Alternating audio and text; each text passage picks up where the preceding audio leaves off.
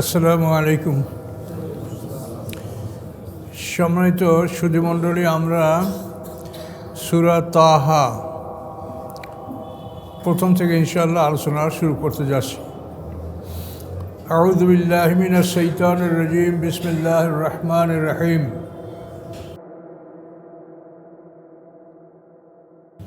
তাহা এটা আয়াতে মুতাশাবিহাত। মা আনজালনা আলাইকাল কুরআনা লিতাশকা।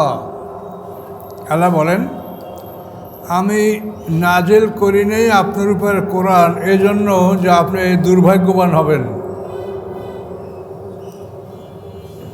এটা বলার কারণ হলো, কোরআন নাজেল হওয়ার আগে মুহাম্মদ সাল্লামকে সবাই সম্মান করত, সাদেক আলামিন বলতো।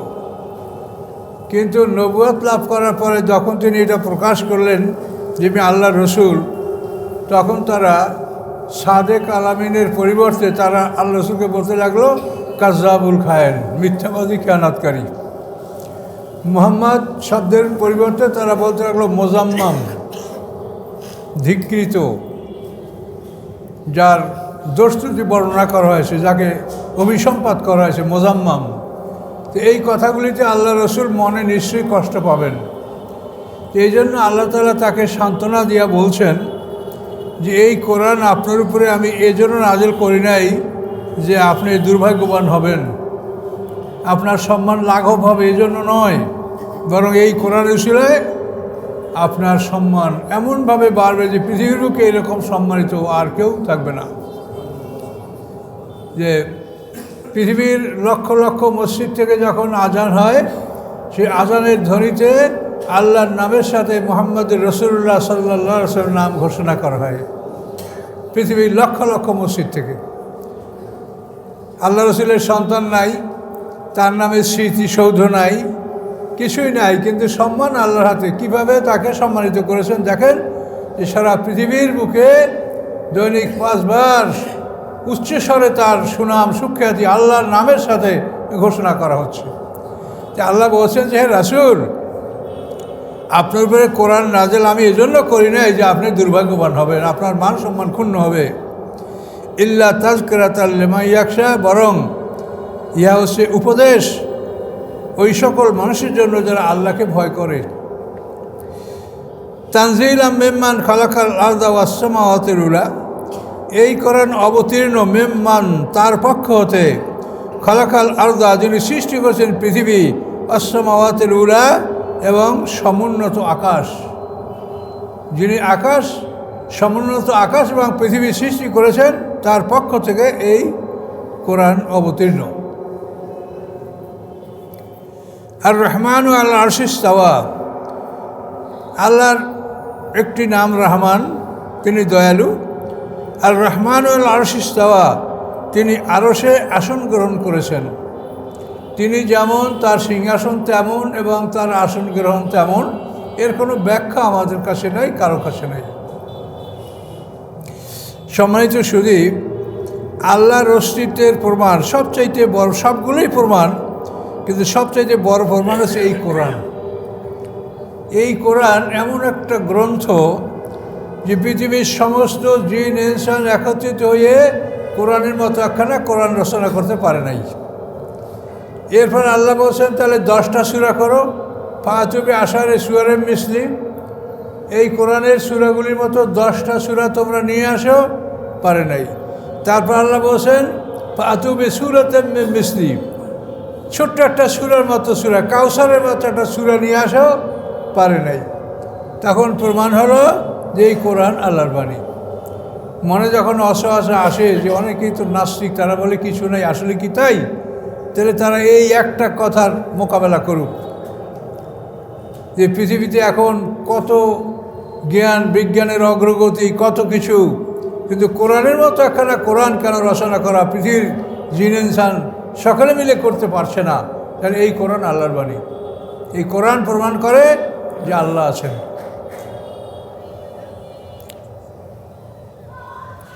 লাহু মাহফিস সামাওয়াতি মা ফিল আরদ, লামলে তামলিক, অর্থাৎ তিনি মালিক।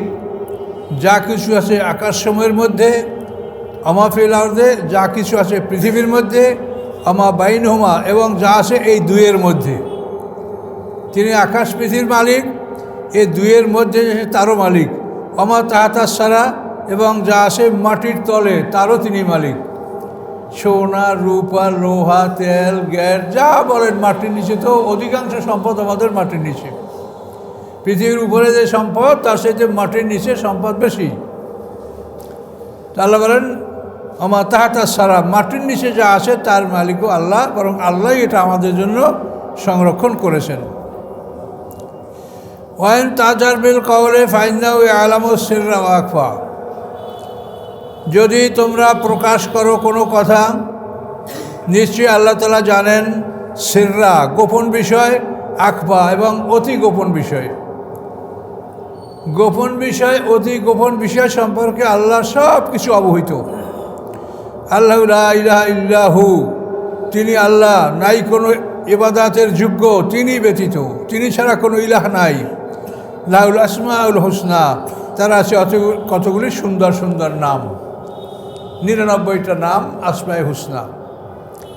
এই নামগুলি হচ্ছে আল্লাহর টেলিফোন নাম্বার, মোবাইল নাম্বার। এই প্রত্যেকটা নাম আরবি।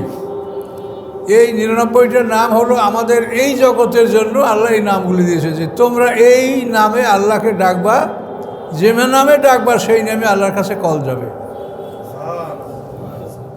তো এই জন্য এই নামগুলির বাইরের কোনো নামে আল্লাহকে ডাকলে কল যাবে না। আপনি যদি বলেন ভগবান, ঈশ্বর, গড, নিরঞ্জন, ডেইটি, আপনি যাই বলেন, আল্লাহর কাছে কল যাবে না। তার কারণ আল্লাহর প্রত্যেকটা নাম হলো আরবি নাম, আরবি অক্ষরের নাম্বার আছে। আবজাদ, হাওয়াজ, সুত্তি, কালেমান, সারফাস, কোরসাস, সাক্ষাস, দাস, আলিফে এক, গাইনে হাজার, এ হলো আল্লাহর অক্ষরগুলির নাম্বারিং। কাজে এই জন্য আল্লাহর সমস্ত নামগুলি আরবি নাম। এটা আরবি অক্ষর হিসেবে নাম্বার আপনি যদি বের করেন, গণনা করলে একটা নাম্বার আসবে, এবং এই নাম্বারে আল্লাহর কাছে কল যাবে। এই জন্য আল্লাহ বলছেন আল্লাহর কতগুলি সুন্দর সুন্দর নাম আছে।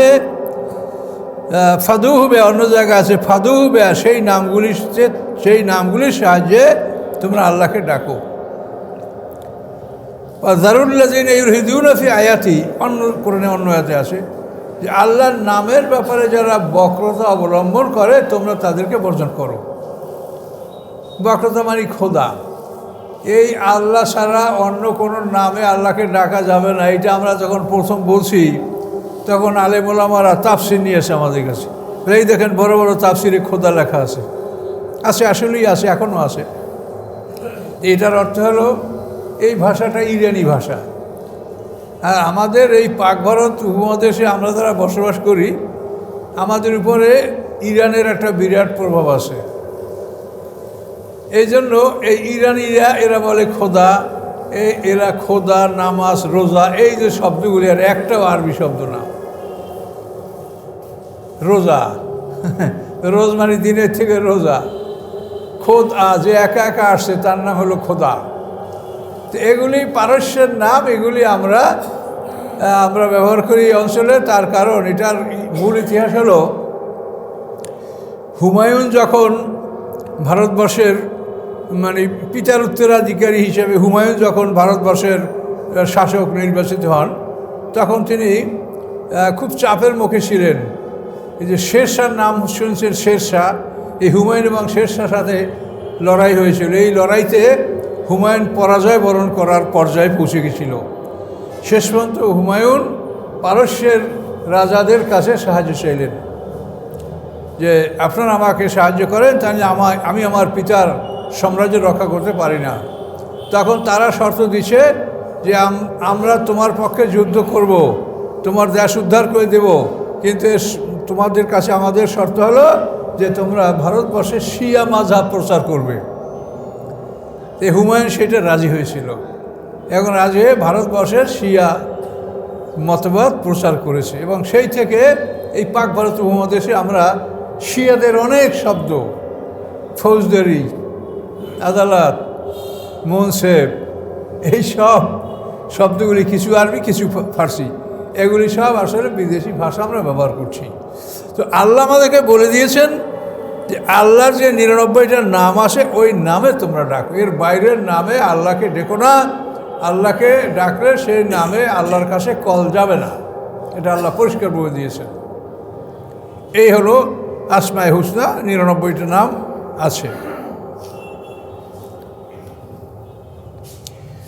এখন আল্লাহ বলেন, ওহাল আতাকা হাদিসু মুসা, আপনার কাছে এসেছে কি মুসা আলাইহিস সালামের কাহিনী? আল্লাহ তাআলা তার রাসূলকে প্রশ্ন করেন, আপনার কাছে এসেছে কি মুসা আলাইহিস সালামের কাহিনী? রা নারান, যখন তিনি দেখেছিলেন আগুন, ফকালা, অতঃপর তিনি বললেন, লে আহলিহি, তার বিবিকে, তার স্ত্রীকে, ইমকুসু, এখানে অবস্থান করো, থামো এখানে, ইন্নী আনাসতু নারা, আমি আগুন দেখতে পাচ্ছি, লাল্লি আতিকুম মিনহা বিকবাসিন, সম্ভবত আমি ওখান থেকে তোমার জন্য একটা জ্বলন্ত কয়লা নিয়ে আসবো, আও আজিদু আলা নারি হুদা, অথবা আমি ওই আগুনের সাহায্যে আমি পথ পাবো, ওখানে হয়তো কেউ আছে, আমি পথ পাবো। তাহলে এর পিছনে আগে পিছিয়ে অনেক কথা আছে, যেটা আপনি বুঝতে পারছেন। মুসা আলাইহিস সালাম 25 বছর বয়সে, মুসা আলাইহিস সালাম 25 বছর বয়সে ফেরাউনের বাবুর্চি ফাতুন, এই ফেরাউনের বাবুর্চিকে ঘুষি মেরে হত্যা করে মিশর থেকে তিনি মাদায়েন পালায়ন করেছিলেন, এবং মাদায়েনের সোহাইব আলাইহিস সালামের মেয়ে বিবি সফুরাকে বিয়া করেছিলেন, এই শর্তে যে সে 10 বছর পারিবারিক কাজ করবে, যেহেতু সে মহারণা দিতে পারবে না এজন্য। তো এভাবেই তিনি 10 বছর মাদায়েনে সোহাইব আলাইহিস সালামের বাড়িতে থাকার পরে যখন তার মন চাইল যে আমি এখন মিশরে যাব, আমার ভাই আছে, মা আছে, তো শ্বশুরবাড়ি থেকে তিনি রওনা করলেন। একপাল ছাগল তার সাথে ছিল, স্ত্রী ছিল গর্ভবতী, এবং আরও পারিবারিক মালসভাব ছিল। কিন্তু চলতে চলতে গভীর রাত্রে হঠাৎ করে ঝোড়ো হওয়া এবং বৃষ্টি এবং শীত শুরু হয়ে গেল। মুসা আলাইহিস সালামের ছাগলগুলি সব পালিয়ে গেল, স্ত্রীর প্রসাব বেদনা শুরু হয়ে গেল, এবং সে শীতে তরতর করে কাঁপছে। মুসা আলাইহিস সালাম পথ হারিয়ে ফেললেন, যে কোন দিক মিশর এখন তিনি তা বলতে পারছেন না। একই সময় এতগুলি বিপদ, এই বিপদে যখন তিনি হতবুদ্ধি হয়ে তিনি থেমে গিয়েছিলেন, ইতিমধ্যে তিনি তার উত্তর দিকে ডান দিকে একটা আলো দেখতে পাইলেন। সেই আলো দেখে তিনি বললেন যে ইন্নী আনাস্তু নারা, স্ত্রীকে বললেন যে আমি আগুন দেখতে পাচ্ছি। লাল্লি আতিকুম মিনহা বিকবাসিন, সম্ভবত সেখান থেকে তোমার জন্য আমি একটা জ্বলন্ত আগুনের কয়লা নিয়ে আসবো, অথবা আমি ওই আগুনের সাহায্যে পথ পাবো, যে কোন পথে আমাকে অগ্রসর হতে হবে। এখন দেখেন সামনে কি, ফালাম্মা আতাহা, অথবা যখন মুসা আলাইহিস সালাম সেই আগুনের কাছে আসলেন, নুদিয়া, তাকে ডাক দেওয়া হলো, ইয়া মুসা, হে মুসা, ইন্নী আনা রব্বুকা, আমি তোমার রব। ওই আগুনের ভিতর থেকে আল্লাহ তাকে ডাক দিলেন যে আমি তোমার রব। ফাখলা না আলাইকা, অতএব তোমার জুতা খুলে ফেলো, ইন্নাকা বিল ওয়াদিল মুকাদ্দাসে তুয়া, নিশ্চয়ই তুমি একটা পবিত্র ময়দান, এই ময়দানটার নাম হচ্ছে তুয়া, এই তুয়া ময়দানে তুমি আছো।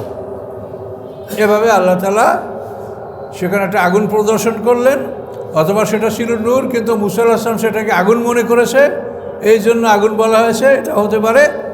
তো ওখান থেকে আল্লাহ আওয়াজ দিলেন যে আমি তোমার রব। ফাখলা না আলাইকা, তুমি জুতা খুলে ফেলো।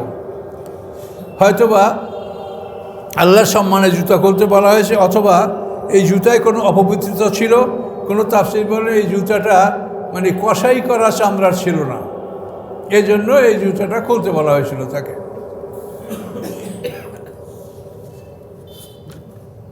এখন আল্লাহ তাআলা জুতা খুলতে বলছেন তার বান্দাকে। এখন আমি মানুষ, এখন আমি আমার সম্মানে আপনারা জুতা খুলবেন কি? বা আমার সাথে বড় সম্মানিত একজন, তার জন্য আপনি জুতা খুলবেন? যে যতই সম্মানিত হোক, আমরা তো মানুষ, আমরা তো সবাই সমান মানুষ, এর মধ্যে ভালো মন্দ কে, সেটা তো আল্লাহর কাছে প্রমাণিত হবে। তো দেখেন যে কোনো কোনো দরবার আছে, সেখানে জুতা পায়ে দেওয়া বৈধ না, সবার জুতা খুলতে হবে। তাহলে তারা কি আল্লাহর সিংহাসনে বসেছেন? এবং তাদেরকে কি বলা হয়? কি বলা হয় এই দরবারি এদেরকে বাবা, তাই না? বাবা মানি তো আল্লাহ, নজবিল্লাহ। খ্রিস্টানদের যে ওদের যে ইগুলি আছে, গির্জাগুলি আছে আমাদের দেশে, এই গির্জার প্রধানকে ওরা কি বলে? ফাদার। এই ফাদার মানে কি? বাবা। তো এও বাবা আর ও বাবা, এটা সম্পূর্ণ খ্রিস্টানদের অনুকরণ। কাজে এগুলো বুঝতে হবে।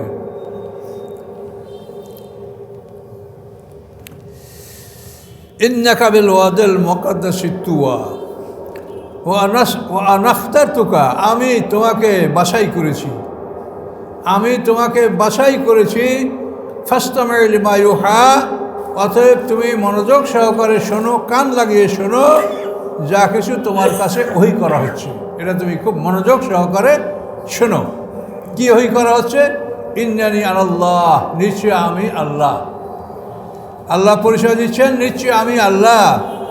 লা ইলাহা ইল্লা, নাই কোনো ইলাহ ব্যতীত, আনা আমি। আল্লাহ বলেন আমি ব্যতীত কোনো ইলাহ নাই। ফা'বুদনি, অতএব তোমরা আমার ইবাদত করো। ওয়া আকিমিস সালাতা লিযিকরি, এবং সালাত প্রতিষ্ঠা করো আমার স্মরণে, আমার স্মরণে সালাত প্রতিষ্ঠা করো।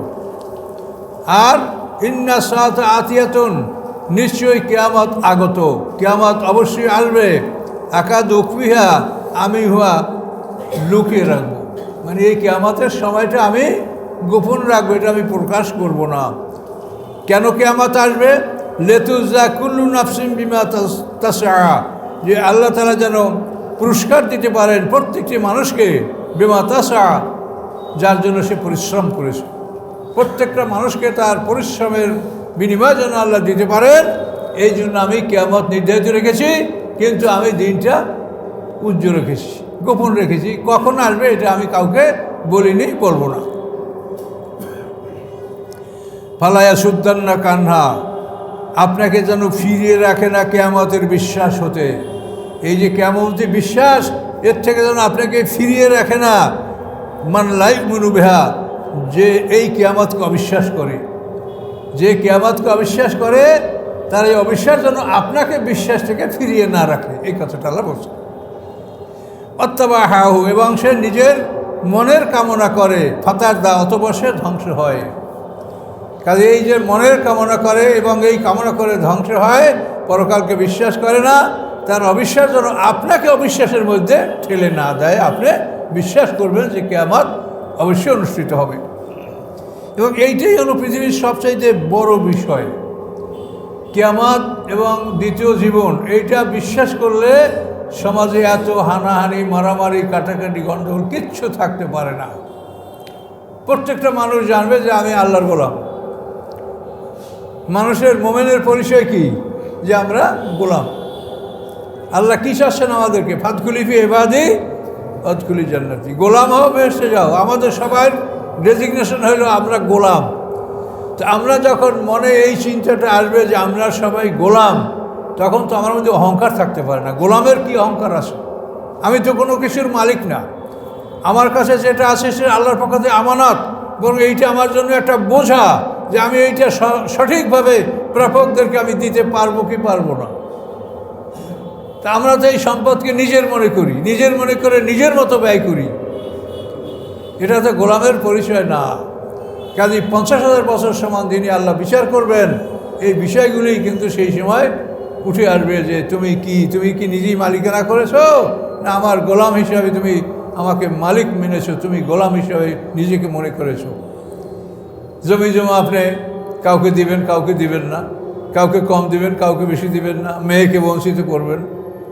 ম্যাক্সিমাম ক্ষেত্রে শতকরা 2-1টা ভালো হতে পারে, 99টা ক্ষেত্রেই দেখবেন যে মানে পিতা মারা গেলে সম্পদ বন্টন করার সময় ছেলেমেয়েরা এটা নিয়ে জোর জুলুম করে। সবসময় মেয়েদেরকে ঠকাতে চায় অথবা দুর্বলদেরকে ঠকাতে চায়, সব সম্পত্তি একাই মানে আত্মসাৎ করতে চায়। এটাই ম্যাক্সিমাম লোকের মধ্যে এই টেন্ডেন্সি দেখা যায়। অথচ তারা রোজা নামাজ করে, হজ করে, এগুলি সব ঠিক আছে। আপনার হজ দিয়ে আল্লাহ কী করবে কোন? আপনার হজ, আপনার নামাজ কি আল্লাহর কোনো কাজে লাগবে? আপনাকে নামাজ পড়তে বলা হয়েছে, আপনি সোজা থাকবেন। ইন্না সালাতা তানহা আনিল ফাহশাই ওয়াল মুনকার। নামাজ আপনাকে অশ্লীল কাজ থেকে, গর্হিত কাজ থেকে ফিরিয়ে রাখবে। আর নামাজে যদি আপনাকে না ফিরায়, তা আপনার নামাজ কি নামাজ হইল? আপনার নামাজ কি হইল? নামাজ হয়নি। আপনার নামাজ আল্লাহ কী করবে? আপনার নামাজ তো আপনার কাজে আসবে। আপনি নামাজ পড়ার পরে যদি আপনার মনটা সঠিক আল্লাহর পথে থাকে, তাহলে বুঝবেন যে আমি সঠিক নামাজ পড়েছি। কাজে এই বিষয়গুলি আপনাকে ভালো করে বুঝতে হবে।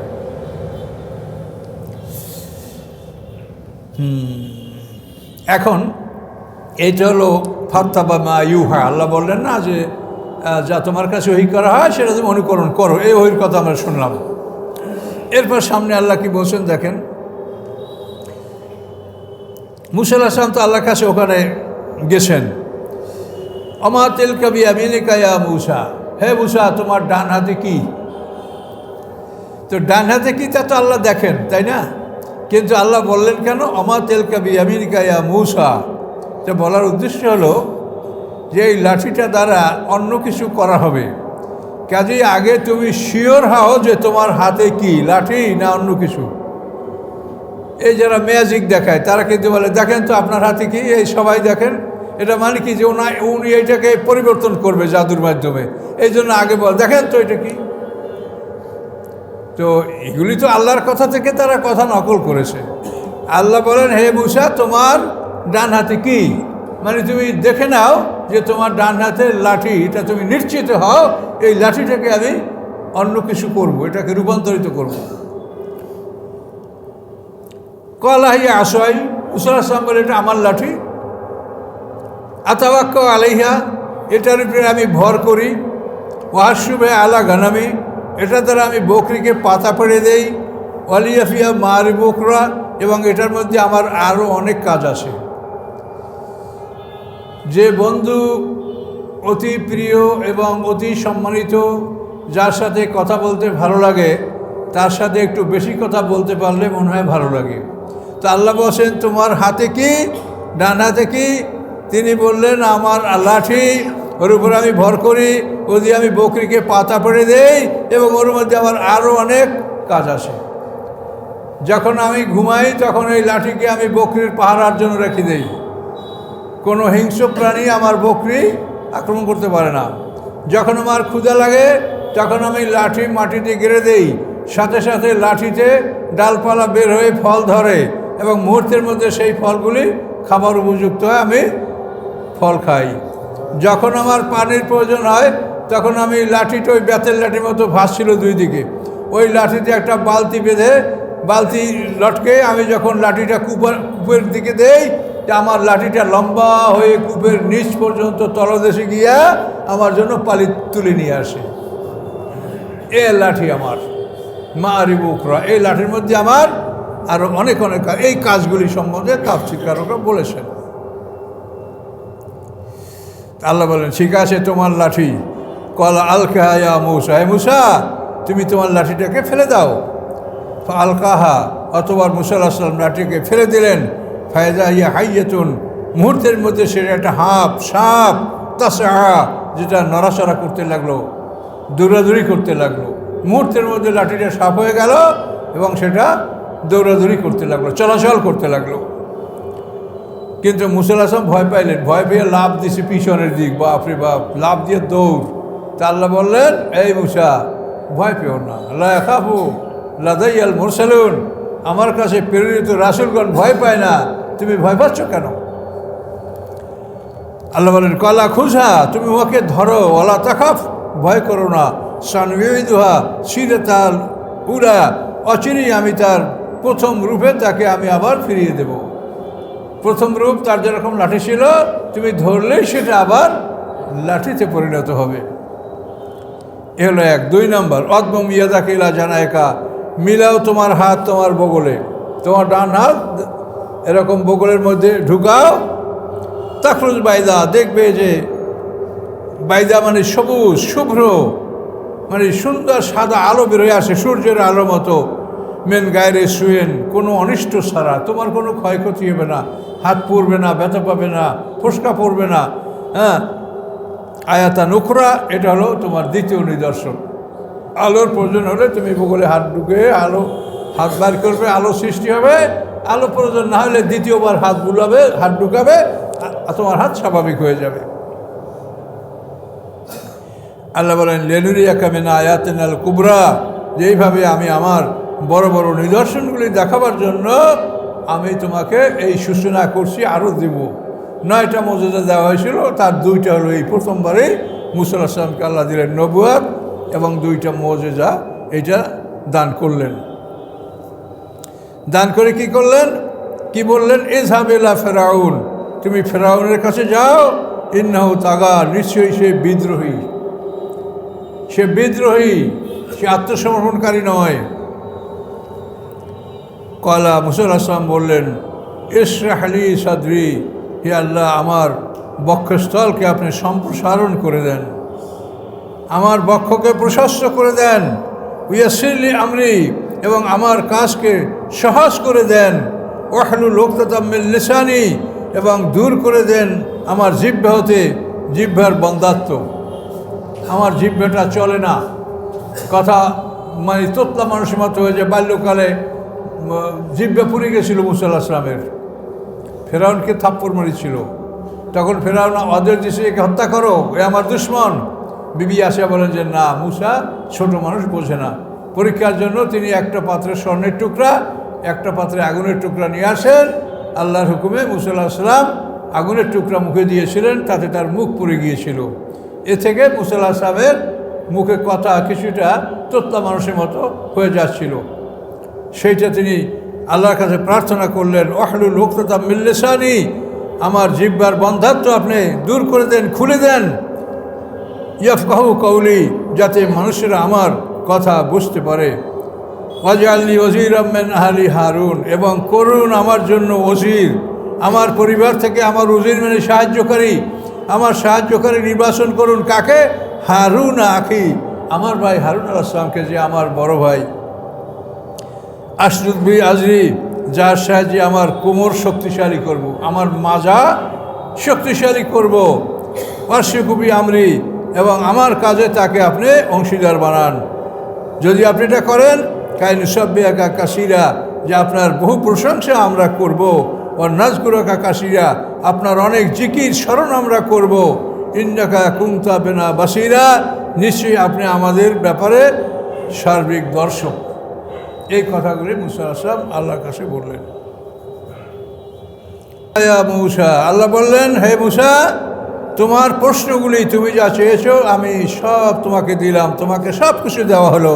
তোমার ভাইকে আমি নবুয়ত দিলাম, তোমার মুখের বন্ধাত্ব আমি দূর করে দিলাম, আমি সব কিছুই তোমার জন্য মঞ্জুর করলাম। কদ উতিতা সু'লাকা ইয়া মুসা, হে মুসা, তুমি আমার কাছে যা চেয়েছো, তোমার ভাইয়ের সাহায্যে তোমার কোমর শক্তিশালী করতে চেয়েছো, আমি তা করলাম। তোমার মুখের বন্ধাত্ব দূর করলাম, তোমার ভাইকে নবুয়ত দান করলাম, সব কিছুই দিলাম। ওয়ালাকাদ মান্নানা আলাইকা মাররাতান উখরা, নিশ্চয়ই আমি ইহসান করেছিলাম তোমার প্রতি, অনুগ্রহ করেছিলাম তোমার প্রতি। মাররাতান উখরা, আরও একবার তোমার প্রতি অনুগ্রহ করেছিলাম।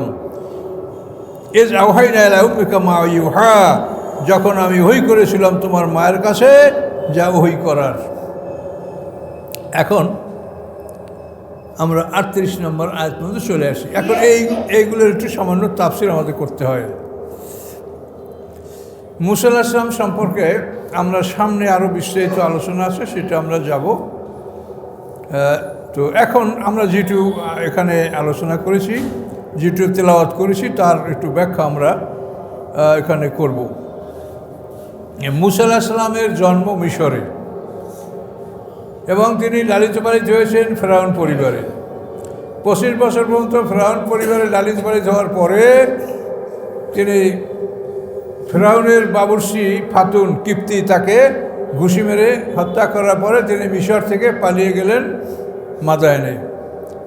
এই মাদায়েনে তিনি 10 বছর ছিলেন। কোনো কোনো তাফসীর বলা হয় যে 10 বছর তো তার শ্বশুরের সাথে চুক্তি ছিল, কিন্তু আরও বেশি সময় তিনি মাদায়েনে কাটিয়েছেন, হতে পারে। এই মাদায়েন থেকে তিনি আবার মিশরের দিকে রওনা করলেন। এই মিশরের পথে রওনা করার পথে তিনি নবুয়ত লাভ করলেন, এই যেটা আপনারা এখন দেখলেন। তো এই নবুয়ত লাভ করার পরে আল্লাহ তাআলা তাকে আদেশ দিলেন যে তুমি কি বলা হলো, ইযহাব ইলা ফিরাউনা, তুমি ফেরাউনের কাছে যাও, বিবির কাছে না। বিবিকে প্রসব বেদনা অবস্থায় রেখে আসেন, বকরি পাল হারিয়ে গেছে, কিন্তু মুসা আলাইহিস সালামকে মতো অবস্থায় আল্লাহ কি বললেন যে তুমি ফেরাউনের কাছে যাও। মুসা আলাইহিস সালাম ওখান থেকে আর স্ত্রীর কাছে তার যাওয়া হলো না। নবীদের জীবন যে কত কঠিন, কত কষ্টকর, এটা বুঝে দেখেন। তাদেরকে আল্লাহ পৃথিবীতে অনেক নিয়ামত দান করেছে, সাধারণ মানুষের চাই তাদেরকে অনেক বেশি বিবাহ করার অনুমতি দিয়েছে, তাদের জন্য কিছু স্পেশাল সুযোগ সুবিধা কোরআনে আছে। সকল নবীদের জন্যই কিছু বিশেষ সুবিধা থাকে, উম্মতের চাইতে বেশি। এটা নিয়ে অনেকে সমালোচনা করে, কিন্তু নবীদের যে কষ্টটা সেটা তারা দেখে না, যে আল্লাহ তাদেরকে যেমন কঠিন পরিশ্রম, কঠিন কষ্ট দিয়েছেন, সেই জন্য পৃথিবীতেও তাদেরকে আল্লাহ নিয়ামত বাড়িয়ে দিয়েছেন, আর পরকালের নিয়ামত তো অবশ্যই তারা অতিরিক্ত নিয়ামত লাভ করবে। এখন দেখেন, মুসা আলাইহিস সালাম ওখান থেকে মিশরে চলে গেলেন, আল্লাহর আদেশ। স্ত্রী ওখানেই থাকলো, সে সন্তান প্রসব করলো, এরপরে ওখানেই সে বসে থাকলো। এমতো অবস্থায় দেখা গেল যে একটা কাফেলা মাদায়েন যাবে। এই মাদায়েনি কাফেলার সাথে মুসা আলাইহিস সালামের স্ত্রী শ্বশুরবাড়ি মাদায়েন চলে গেলেন। তিনি স্বামীর সাথে তার মিশরে আসা হয়নি। সুবহানাল্লাহ বলেন, কি এক মর্মান্তিক ইতিহাস। ঠিক তেমনি দেখেন, ইব্রাহিম আলাইহিস সালাম 88 বছর বয়সে ইসমাঈল আলাইহিস সালাম জন্মগ্রহণ করার পরে আল্লাহ তাআলা হুকুম দিলেন যে তুমি বিবি হাজেরা এবং ইসমাঈল আলাইহিস সালামকে নির্বাসন দাও। ইব্রাহিম আলাইহিস সালাম এই শিশুপুত্র ইসমাঈল আলাইহিস সালাম এবং বিবি হাজেরাকে নির্বাসন দিলেন কোন জায়গায়? এখন যেখানে জমজম কূপ, এই তো জমজম কূপ ওখানে ছিল না, এটা তো হাজেরার উসিলায় আল্লাহ তাআলা, ইসমাঈল আলাইহিস সালামের উসিলায় আল্লাহ তাআলা ওখানে জমজম কূপ সৃষ্টি করেছেন। তো ওইখানে ইব্রাহিম আলাইহিস সালাম বিবি হাজেরাকে রেখে আসলেন, হাজেরাকে রাখলেন, তার কাছে খাদ্য পানি যা ছিল তা দিলেন। এটা দেওয়ার পরেই আল্লাহ বললেন, ইব্রাহিম আলাইহিস সালাম তুমি সিরিয়ায় চলে যাও। সাথে সাথে ইব্রাহিম আলাইহিস সালাম ওখান থেকে সিরিয়ায় চলে গেলেন, সিরিয়ার দিকে রওনা করলেন। মা হাজেরা তার কাপড়ের আঁচল ধরেছিলেন আর বলছিলেন বারবার যে তুমি আমাকে রেখে কোথায় যাচ্ছ, এখানে কি আছে? নূহ আলাইহিস সালাম থেকে আরম্ভ করে ইব্রাহিম আলাইহিস সালাম পর্যন্ত 10 পুরুষ পর্যন্ত কাবাঘর অঞ্চলে কোনো জনবসতি নাই। নূহ আলাইহিস সালামের প্লাবনে যে কাবাঘর বিধ্বস্ত হয়েছে, হাজারে আসাদ আবু কয়েস পাহাড়ে লুকায়িত ছিল, এবং নূহ আলাইহিস সালাম থেকে ইব্রাহিম 10 পুরুষ। ইব্রাহিম আলাইহিস সালামের নাম আজর, তার পিতার নাম শারুক, তার পিতা আরগু, তার পিতার নাম ফানে, তার পিতার নাম আবের, তার পিতার নাম শালেক, তার পিতার নাম এরফাকশাস, তার পিতার নাম শাম, তার পিতার নাম নূহ। এই নূহ আলাইহিস সালামের 10 পুরুষ পর্যন্ত কাবা অঞ্চল অনাবাদ, কোনো মানুষ এখানে নাই। প্লাবনে সব ধ্বংস হয়ে গেছে। নূহ আলাইহিস সালামের নৌকাটা ইরাকের জুদি পাহাড়ে থেমেছে, অ্যারারুট পর্বতমালার একটা অংশ জুদি, সেখানে থামার পরে সেই নৌকার 80টি পরিবার ওখানেই তারা বসবাস করেছে। আরব অঞ্চলে কোনো লোকবসতি ছিল না। এইখানে মা হাজেরাকে রেখে ইব্রাহিম আলাইহিস সালাম চলতে লাগলেন। আল্লাহ বলেছেন চলো, চলতে লাগলেন, কোনোভাবেই ফিরছেন না। তখন মা হাজেরা জিজ্ঞাসা করলেন যে তুমি যা করলে এটা কি আল্লাহর হুকুমে করলে না নিজের ইচ্ছা করলে? ইব্রাহিম আলাইহিস সালাম বলছেন যে আমি আল্লাহর আদেশে করেছি। তখন মা হাজেরা চাদর ছেড়ে দিলেন যে আল্লাহর আদেশে যদি এটা আপনি করে থাকেন তো আমার কোনো আপত্তি নাই। মা হাজেরা আয়েশা ওখানে নিজে চেষ্টা করতে লাগলেন যে সন্তান পানির অভাবে বুক শুকিয়ে গেছে, বুকে দুধ নাই, সন্তান চিৎকার করছে, কিভাবে তাকে রক্ষা করা যায়। তিনি ওইখান থেকে একটু সামনেই সাফা পর্বত, যেটা আপনারা দেখছেন, ওই সাফা পর্বতের উপরে উঠে ওড়না ঘুরিয়ে ঘুরিয়ে বলছেন তোমরা কেউ আমাকে দেখতে পাচ্ছ? তোমরা কি কেউ আমাকে দেখতে পাচ্ছ? আমার বুক শুকিয়ে গেছে, আমার কাছে পানি নাই, আমার কাছে একটা কচি সন্তান আছে, আমার সন্তানটা মরে যাচ্ছে, আমাকে একটু পানি দাও। কোনো খবর নাই। ওখান থেকে আবার মারোয়া পারে চলে গেলেন। সেখানে গিয়ে আবার তিনি ওড়না ঘুরিয়ে ঘুরিয়ে একই কথা বললেন। এইভাবে একবার করে 7 বার পর্যন্ত, 7মবারে যখন তিনি ফিরে আসছেন সাফা পাহাড়ে, তখন হঠাৎ করে দেখেন যে ইসমাঈল আলাইহিস সালামের কাছে কে যেন এক মহাপুরুষ, তিনি নিজেকে বললেন যে চুপ থাকো, শাহ আরবি ভাষা, চুপ থাকো। দেখেন যে এখানে এক মহাপুরুষ, তার কাছে এসে পানির আবেদন করলেন। তিনি ছিলেন জিবরিল আমিন। পা থেকে পায়ের সাহায্যে তিনি বালু হটিয়ে একটা পাথর বের হলো সেখান থেকে। এই পাথরটাকে তিনি পায়ের আঙুলে চাপ দিয়ে ফাটাই দিলেন এবং প্রবল বেগে পানির ঝর্ণা প্রবাহিত হলো। মা হাজেরা সেই পানিটাকে রক্ষা করলেন না, বলেন জুমিয়া ময়া, জুমিয়া ময়া। এই জমজম কূপ সেখানে সৃষ্টি হলো। সেখানে ছিল বিশাল একটা গাছ, আগে একটা সাইনবোর্ড ছিল দাওহাতুল কুবরা, বড় গাছ। সে গাছটা এখন নাই, একটা সাইনবোর্ড ছিল, আমরা দেখেছি। তো এখন দেখেন যে এখানে ইব্রাহিম আলাইহিস সালামকে আল্লাহ তাআলা যেভাবে আদেশ করেছিলেন, মুসা আলাইহিস সালামকে ঠিক একইভাবে আদেশ করছেন। আমাদের নবী মুহাম্মদ সাল্লাল্লাহু আলাইহি ওয়াসাল্লাম ঠিক একইভাবে তার গৃহত্যাগ করে তিনি মদিনা হিজরত করতে বাধ্য হয়েছেন। আল্লাহ রাসূল নূতন পথ ধরে মদিনার দিকে রওনা করেছেন। আবু বকর সিদ্দিকের গোলাম আমর ইবনে ফাহিরা, তারপর পথ প্রদর্শক ছিলেন আব্দুল্লাহ ইবনে আরিকাত। নূতন পথ ধরে ধরে চলতে চলতে যখন জোহফা নামে জায়গায় গেছেন, এই জোহফাটা হলো সিরিয়াবাসীদের মিকাত। এই জোহফা নামে জায়গায় যাওয়ার পরে আল্লাহ রাসূল মক্কা মদিনার সরাসরি রাস্তাটা দেখতে পেয়েছিলেন। দেখতে পেয়ে ওখানে বেশি আল্লাহ রাসূল কেঁদেছেন যে আল্লাহ, আমি আমার মাতৃভূমি ত্যাগ করে কোথায় যাচ্ছি, কার কাছে যাব, কে আছে আমার সেখানে। আল্লাহ রাসূল ওখানে বেশি কেঁদেছেন। কাঁদার পরে সাথে সাথে আল্লাহ আয়াত নাযিল করেছেন, ইন্নাল্লাযী ফারাদা আলাইকাল কুরআন লারাদ্দুকা ইলা মাআদ। যে আল্লাহ আপনার উপরে কোরআন ফরজ করেছে, কোরআনের কারণে আজকে আপনি গৃহত্যাগী হয়েছেন, আপনি উৎখাত হয়েছেন, সেই আল্লাহ অবশ্যই আপনাকে আপনার জন্মভূমিতে ফিরিয়ে আনবেন। ওই সময় আয়াত নাযিল করে আল্লাহকে জানিয়ে দিলেন যে আল্লাহ আপনাকে আপনার জন্মভূমিতে ফিরিয়ে আনবেন। তাকে আল্লাহ ফিরিয়ে এনেছেন জন্মভূমিতে, কিন্তু সেখানে তিনি থাকেন নাই, তিনি আনসারদের কাছে থাকাটাই পছন্দ করেছেন মদিনায়।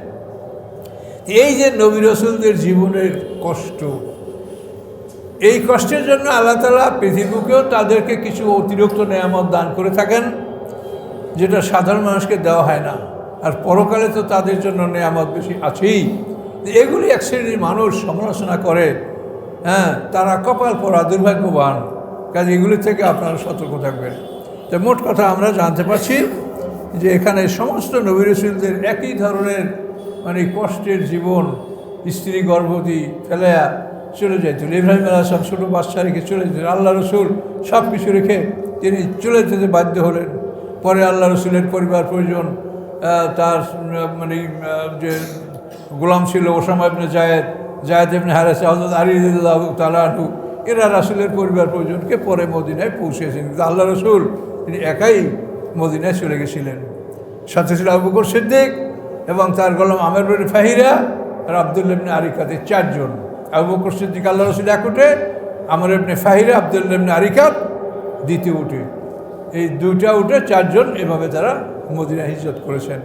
তো সমস্ত নবী রাসূলদের জীবন কাহিনী একই রকম। তো আমরা এখানে 38 পর্যন্ত থেমেছি, যেহেতু এর সামনে অনেক কথা আছে, সেগুলি তাড়াহুড়া করলে হবে না, ধীরে ধীরে ইনশাআল্লাহ আমরা জানার চেষ্টা করব। আস্তাগফিরুল্লাহাল্লাযী লা ইলাহা ইল্লা হুয়াল হাইয়ুল কাইয়্যুম ওয়া আতুবু ইলাইহি, লা হাওলা ওয়া লা কুওয়াতা ইল্লা বিল্লাহিল আলিয়্যিল আযীম। اللهم صل على محمد وعلى آل محمد كما صليت على إبراهيم وعلى آل إبراهيم إنك حميد مجيد. اللهم بارك على محمد وعلى آل محمد كما باركت على إبراهيم وعلى آل إبراهيم